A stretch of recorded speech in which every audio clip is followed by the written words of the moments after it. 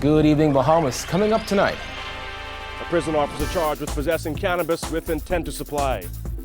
Students at CC Sweeting rally behind the idea of peace. All right, I'm Kyle. I'm the Sound Man. And this is Fit Friday.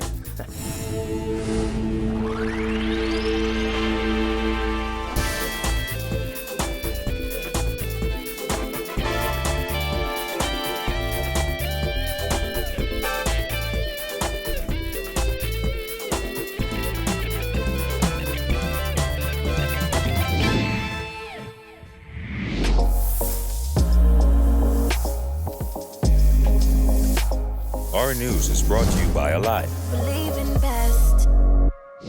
Welcome to Our News and thanks for joining us. I'm Kyle Joaquin.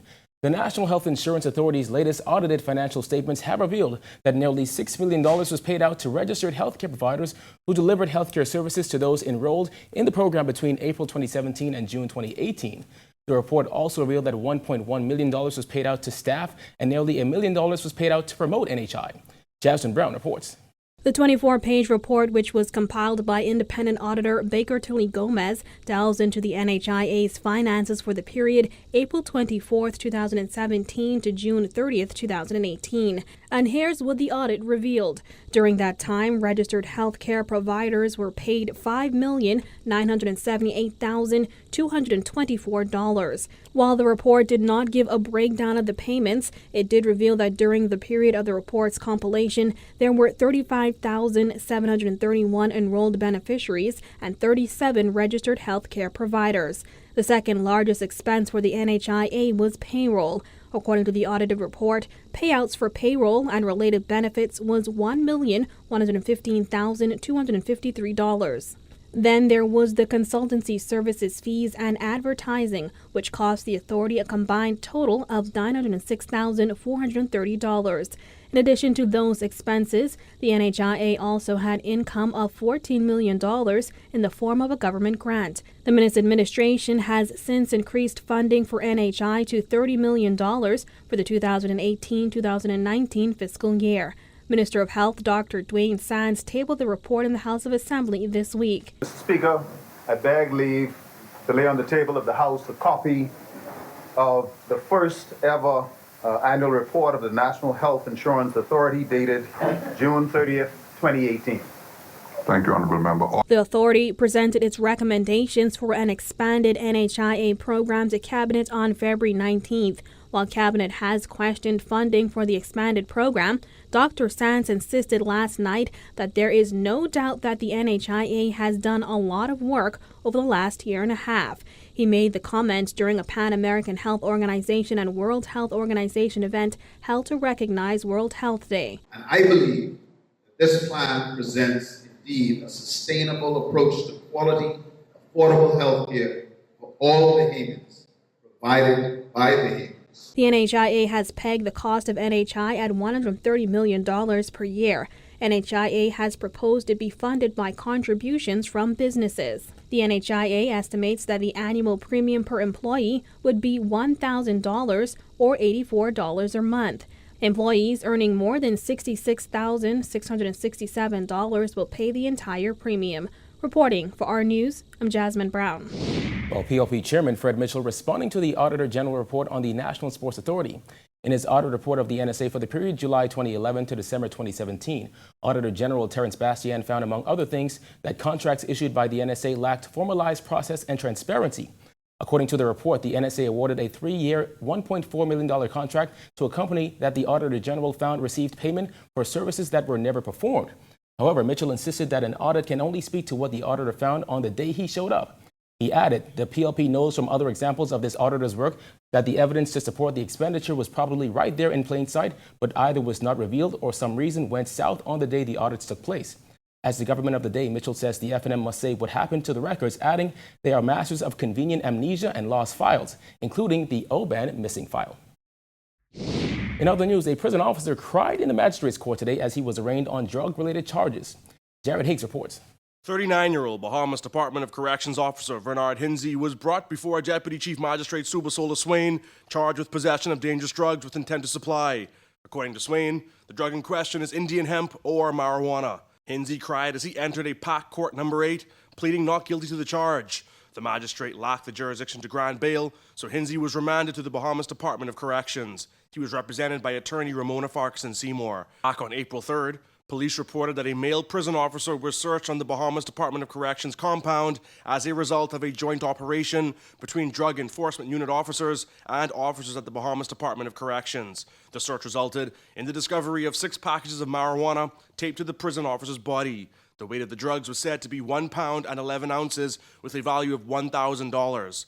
As Hinsey was escorted out of court, bystanders encouraged him to be strong, with another saying they would whisper a prayer for him. Now, Hinsey is scheduled to return to court on June 27th. That's when he's expected to stand trial. Reporting for Our News, I'm Jared Higgs. All right, thanks, Jared. Well, Haitian pastors are backing the government's new proposed immigration laws. The president of the League of Haitian Pastors say they plan to go from church to church, ensuring members of the local Haitian community meet the application deadline to avoid deportation. With more on this, here's Giorgio Bain.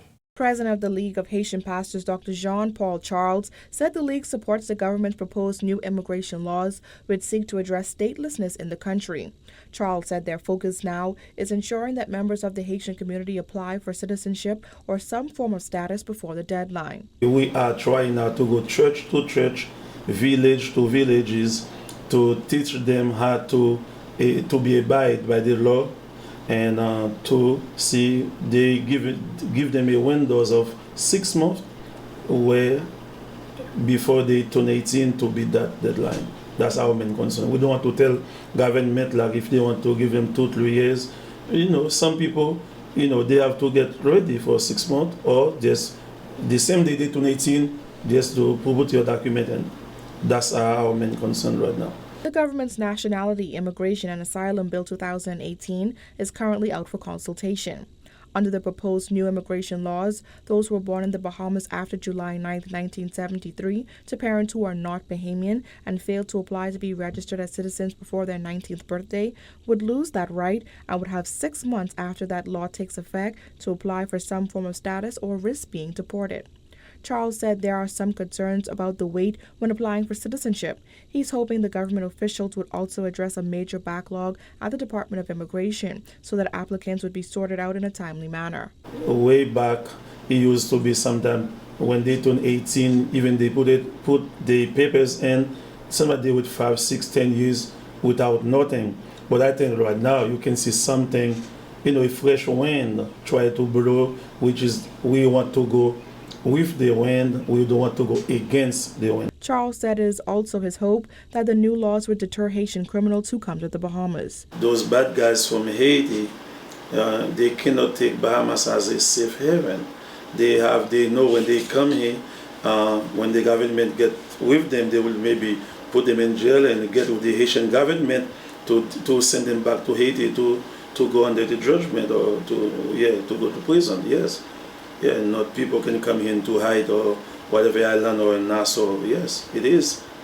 And also we just pray that the boat will decrease. Reporting for Our News, I'm Giorgio Bain.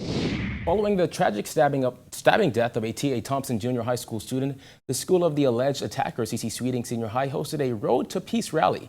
The idea is to teach students to develop conflict resolution skills and curb violent behavior. Jillian Gray has more.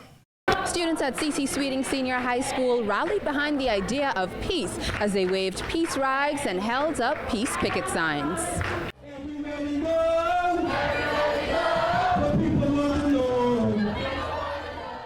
The upbeat atmosphere on the campus is a far cry from the mood just a week ago when a 16-year-old student of C.C. Sweeting allegedly stabbed a 15-year-old T.A. Thompson student to death just steps away from school. Principal of C.C. Sweeting Senior High, Joan Gray, said it has been very challenging for the school as they are struggling to cope with the tragedy.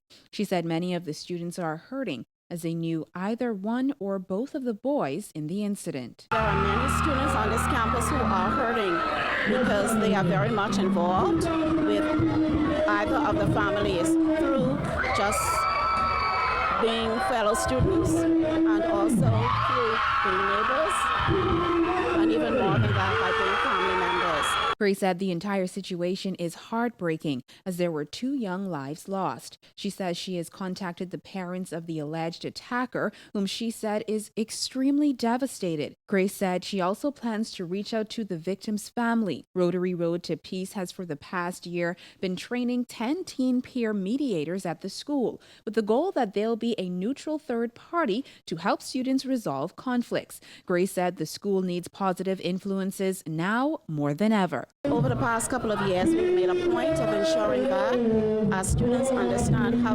important it is to respect one another, to resolve conflict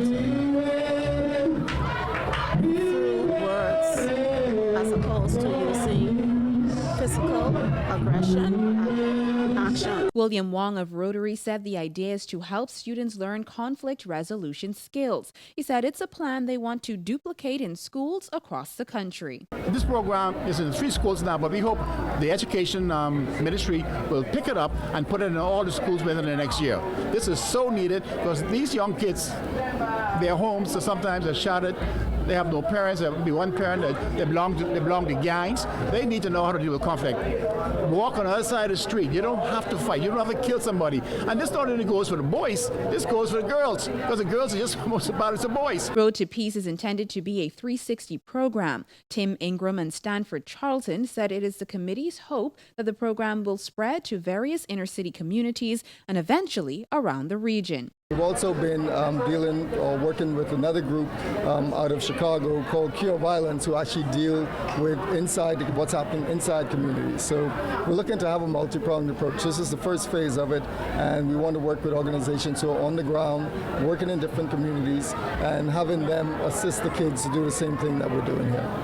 For Rotary International, peace and conflict resolution is very, very big, and we trust that this program will be emulated in the other Caribbean countries as well. So we see this as very, very vital. If we don't reach the youth when they're at this age, we're in for some serious problems here in the mountains. Reporting for our News, I'm Jillian Gray. All right, thanks, Jillian. Still to come, PHA issues overtime payouts to nurses. Plus, CD Bethel students on a roll. Stay tuned.